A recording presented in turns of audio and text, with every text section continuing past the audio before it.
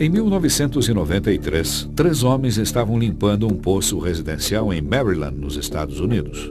Depois de bombear a maior parte da água, 2 deles baixaram o terceiro homem no interior do poço. O homem começou a remover a sujeira que se acumulava no fundo e a escovar as paredes. Depois de aproximadamente 1 hora, um dos homens gritou para o colega no interior do poço, mas não recebeu qualquer resposta. Jack, are you all right? Ele pediu então ao proprietário da casa que chamasse a emergência e os 2 homens retornaram e baixaram um outro trabalhador sobre uma tábua. Esse encontrou seu colega quase inconsciente. Ele pegou o colega e os 2 homens que estavam na superfície começaram a içá-los, usando por segurança a mesma tábua utilizada para baixar o segundo trabalhador. A tábua começou a quebrar e assim eles baixaram novamente os homens e decidiram esperar a equipe de resgate. Ao chegar, a equipe de resgate jogou uma corda para os 2 homens lá embaixo, mas ambos estavam muito confusos para fazer qualquer coisa. E a essa altura o nível da água havia subido novamente e os homens já estavam envolvidos pela água. Um bombeiro voluntário entrou no poço e conseguiu colocar uma linha de vida em torno do segundo trabalhador, que já estava inconsciente. As tentativas para reanimá-lo foram mal sucedidas e o homem foi declarado morto. O primeiro homem encontrava-se submerso e, quando finalmente foi resgatado do poço, também foi declarado morto. Na Geórgia, também nos Estados Unidos, em 1986, 4 trabalhadores estavam limpando um grande tanque de retenção de resíduos líquidos em uma granja. Após removerem o resíduo líquido usando uma mangueira a vácuo, um dos homens entrou no tanque para soltar a lama que se acumulara no fundo. Quando o homem caiu inconsciente, um colega entrou atrás dele, enquanto um outro foi pedir ajuda. Quando ele voltou, descobriu que todos os 3 colegas estavam dentro do tanque e inconscientes. Ele o seguiu, mas também perdeu a consciência logo após entrar no tanque. Quando a equipe de resgate chegou ao local e retirou os homens do tanque, 2 já estavam mortos e os outros 2 em estado crítico. Um deles morreu mais tarde, elevando o número de vítimas fatais naquele acidente para 3. Incidentes como esse são muito comuns com trabalhadores que operam em espaços confinados. Essas vítimas provavelmente não tinham a exata consciência dos riscos de seus trabalhos. Talvez não tenham compreendido os riscos aos quais se submeteram, riscos que os levaram a trágicas mortes. Nesse programa vamos investigar esses acidentes para aprender como poderiam ter sido evitados. Explicaremos também como trabalhar com segurança em espaços confinados, onde, caso você saiba ou não, a sua vida pode estar em risco.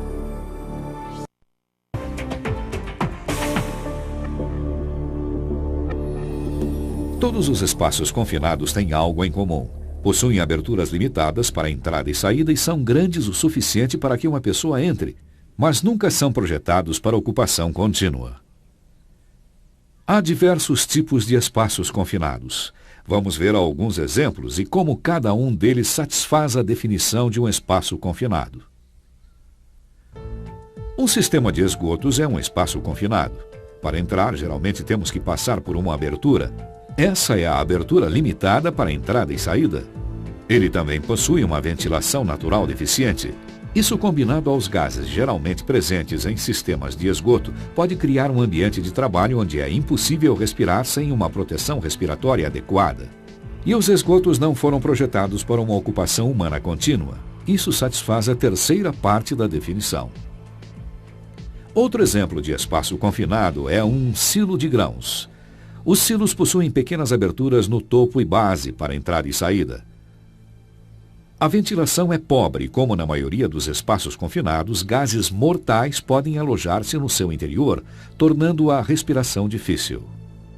Os silos são construídos para armazenar grãos e outros materiais, não para abrigar pessoas por longos períodos de tempo. Outros exemplos de espaços confinados incluem tanques de armazenamento, compartimentos de navios, poços, digestores, desengraxadores, reatores, caldeiras, dutos de ventilação e de exaustão, túneis, galerias subterrâneas, tubulações,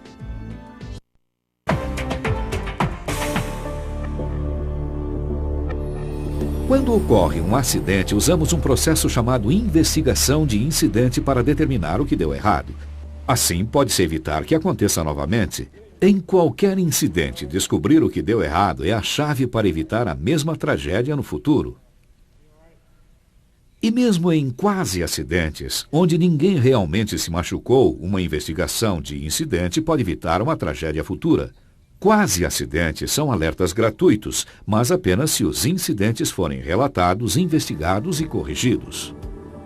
A pergunta básica a ser feita em uma investigação de incidentes é bem simples. Por que aconteceu? A resposta pode não ser tão simples, pois existem muitos fatores que podem fazer parte de um incidente. Comece com o que sabe. Por exemplo, temos um trabalhador machucado ou uma fatalidade? Continue a perguntar. Por quê? Por quê? Continue perguntando até que não haja mais perguntas. O objetivo é encontrar a causa principal, o erro ou os erros que, quando corrigidos, podem evitar que a mesma coisa aconteça novamente. Ao analisar um acidente ou quase acidente, há 4 áreas a serem investigadas. Pessoas. Em primeiro lugar, por que os trabalhadores estavam lá? Foram corretamente treinados? Estavam seguindo os procedimentos adequados? Equipamentos. As ferramentas, materiais e equipamentos corretos estavam disponíveis e sendo usados como deveriam? As ferramentas estavam em boas condições? Os equipamentos de proteção individual corretos ou EPIs estavam sendo usados? Ambiente de trabalho. E quanto ao ambiente de trabalho? Considere as instalações e as condições ambientais. Quais eram as condições de trabalho, como níveis de oxigênio no momento do incidente? A estrutura ou o projeto da área contribuíram para o incidente? Sistemas de gerenciamento. Que sistemas de gerenciamento deveriam existir no local para detectar ou corrigir os atos e condições inseguros antes da entrada? A empresa possuía um programa para entrada em espaços confinados? Em qualquer acidente existem 3 níveis de causas. Nível 1, causas diretas. Quando você ouve algo sobre um acidente, isso é geralmente tudo o que se sabe a respeito. Por exemplo, um homem estava sobre uma escada. Um dos degraus quebrou, ele caiu e morreu. A causa de nível 1 da fatalidade foi a queda, mas há sempre mais em relação ao caso quando nos aprofundamos no assunto. Nível 2, causas indiretas. Essas são as ações ou condições inseguras que aconteceram ou existiam antes do acidente propriamente dito. No exemplo da escada, ela estava sem reparos e o homem não a verificou com cuidado antes de subir. Porém, mesmo assim, ainda podemos investigar mais detalhes. Nível 3, causas principais. Essas são o que nós chamamos de falhas no sistema de gerenciamento ou no processo, que permitiram a existência dos atos ou das condições inseguras. Vamos dizer que investigamos e descobrimos que as escadas nesse local são guardadas de maneira inadequada, o que causou dano à escada. E vamos dizer que também determinamos através da nossa investigação que tanto o homem quanto o seu supervisor já haviam notado a escada danificada, mas nunca tomaram providências para consertá-la. Essas são falhas do sistema que, se corrigidas, não só teriam salvo a vida do homem, mas também evitariam uma repetição da mesma tragédia.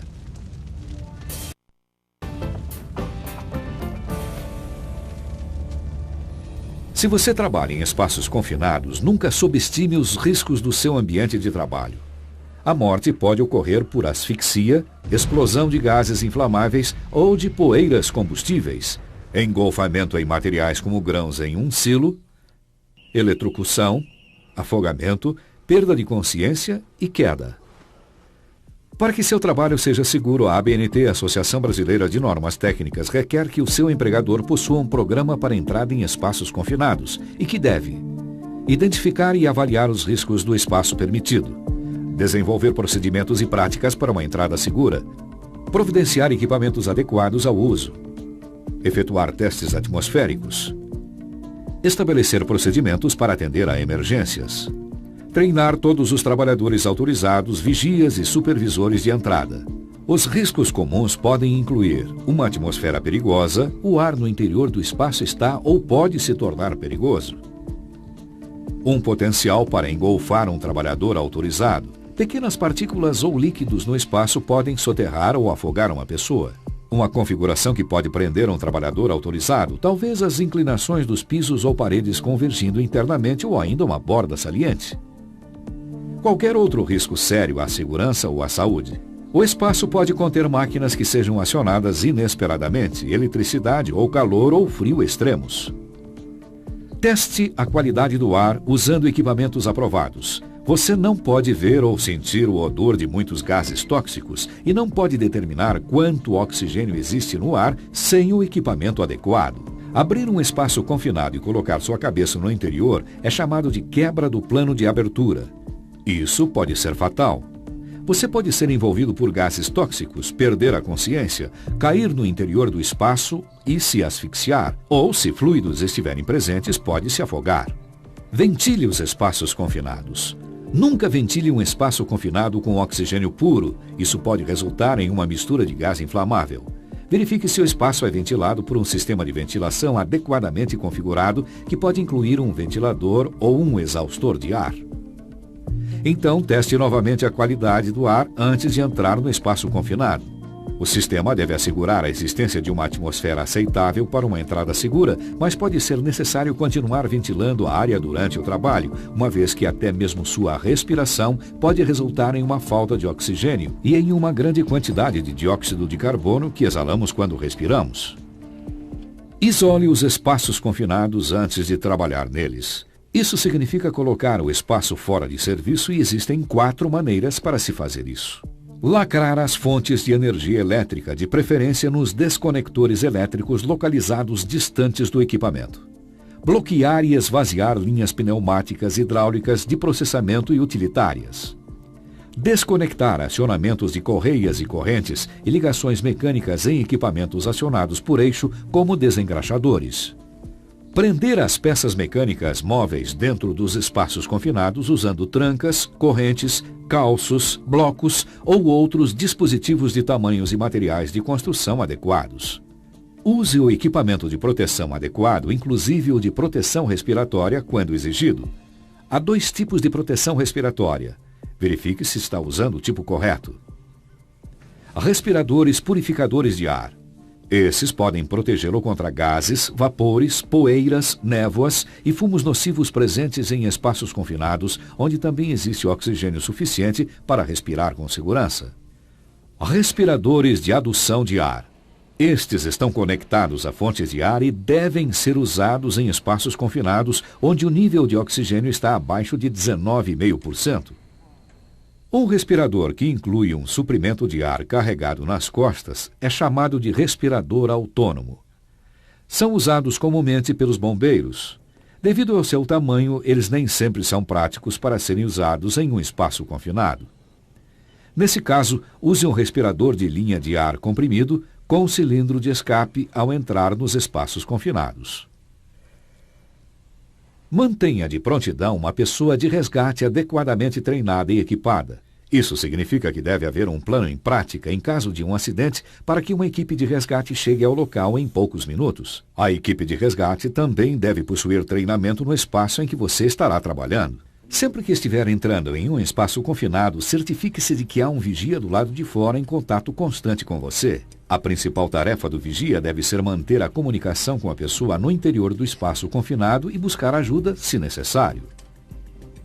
Ele nunca deverá entrar no espaço confinado até que a equipe de resgate chegue com os equipamentos adequados. Mais da metade de todas as mortes em espaços confinados ocorre quando alguém sem preparo entra para ajudar um colega inconsciente. Avalie todos os riscos possíveis antes de entrar. Eles podem incluir temperaturas extremas. Se um espaço acabou de ser limpo com vapor, deixe-o resfriar antes de entrar. Riscos de engolfamento. Os silos são particularmente perigosos no que se refere a engolfamento. Você pode ser sugado e soterrado em poucos segundos se estiver de pé sobre a superfície no interior de um silo de grãos, por exemplo. Ruído. Um ruído excessivo pode causar não só a perda permanente da audição, mas também impedir que você escute os alertas dos colegas de trabalho. Superfícies lisas ou molhadas. Objetos que caem. Os riscos de trabalhos realizados, como serviços de solda, queima, corte, aplicação de revestimentos protetores, uso de solventes e de materiais de limpeza. Todos os preparativos antes da entrada são registrados na permissão de entrada em espaços confinados. Os nomes dos trabalhadores autorizados, dos vigias e do supervisor de entrada também são anotados. Os resultados dos testes de gases são registrados e você tem o direito de testemunhá-los ou de solicitar um teste adicional se achar necessário. Nunca entre em um espaço que exige permissão sem que ela esteja preenchida e assinada.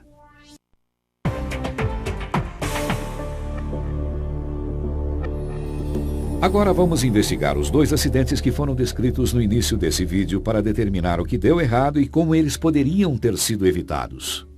No acidente ocorrido no poço, onde tanto a vítima quanto o homem que entrou para socorrer morreram, nós, em primeiro lugar, devemos perguntar por que os 2 homens estavam no poço. Essa parte é fácil. Um homem tinha que descer no interior do poço para limpá-lo. Mas por que ele perdeu a consciência?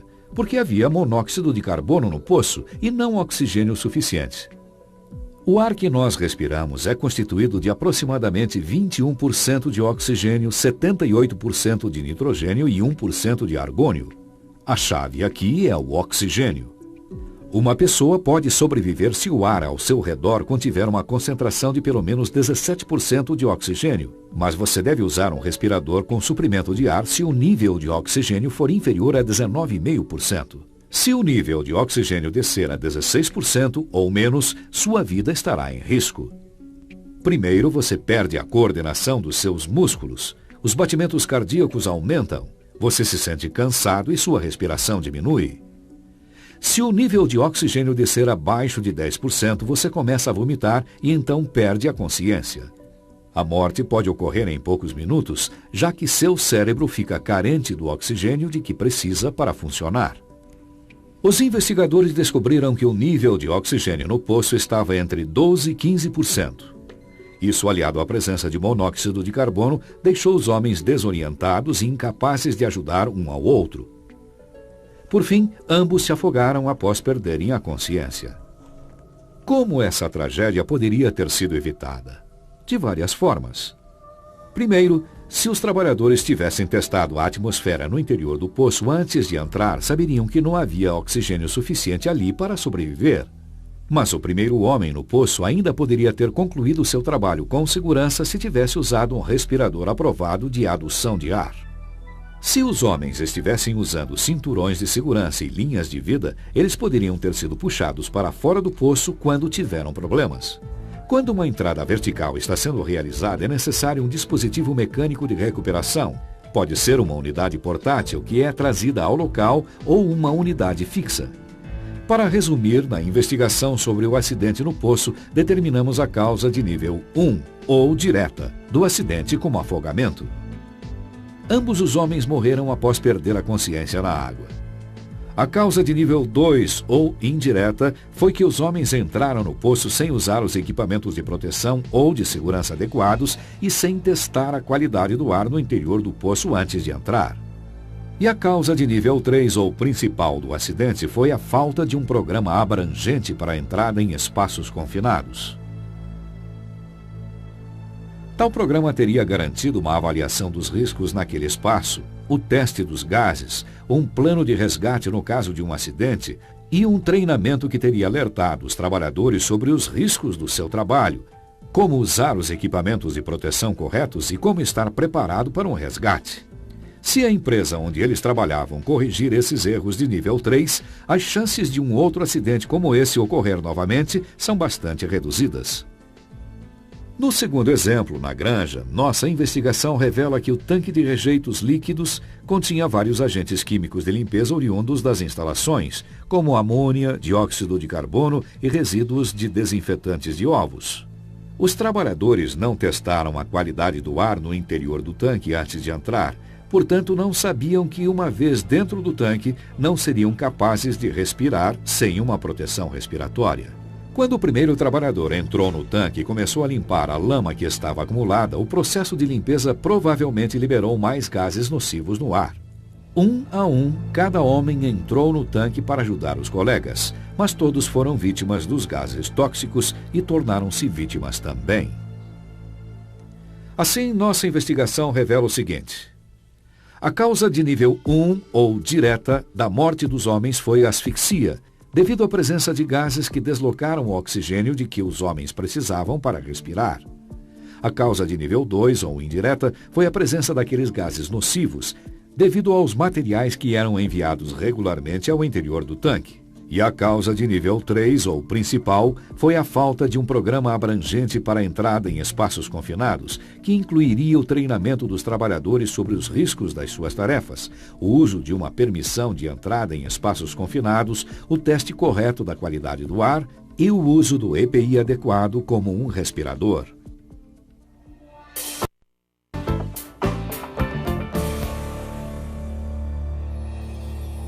As explosões podem ocorrer com muita facilidade no interior de espaços confinados. Se o nível de oxigênio for superior a 21% e um gás, vapor ou poeira inflamável estiver presente na proporção certa, tudo o que é preciso para colocar essa mistura em ignição é algo como faíscas de uma ferramenta elétrica e ocorrerá uma explosão. Esse é o motivo pelo qual a atmosfera em um espaço confinado é testada e os resultados são registrados na permissão antes que qualquer pessoa entre em um espaço confinado. Como alguns gases são mais pesados que o ar e outros mais leves, você deve realizar testes com o ar, em diferentes níveis no interior do espaço confinado. Lembre que você tem o direito de presenciar o teste de gases e solicitar um teste adicional se achar que é necessário. O trabalho em espaços confinados pode ser perigoso, mas uma vez ciente dos riscos, você pode ficar alerta e evitá-los. Não se torne uma nova estatística. Nunca ignore os avisos colocados nos espaços confinados. Sempre realize testes antes de entrar. Siga completamente o programa para entrar em espaços confinados, incluindo o uso correto dos EPIs necessários. Quanto mais souber sobre os riscos associados ao trabalho em espaços confinados, melhores serão suas chances de sobrevivência. Para o seu próprio bem e o de seus entes queridos e colegas, realize seu trabalho com segurança.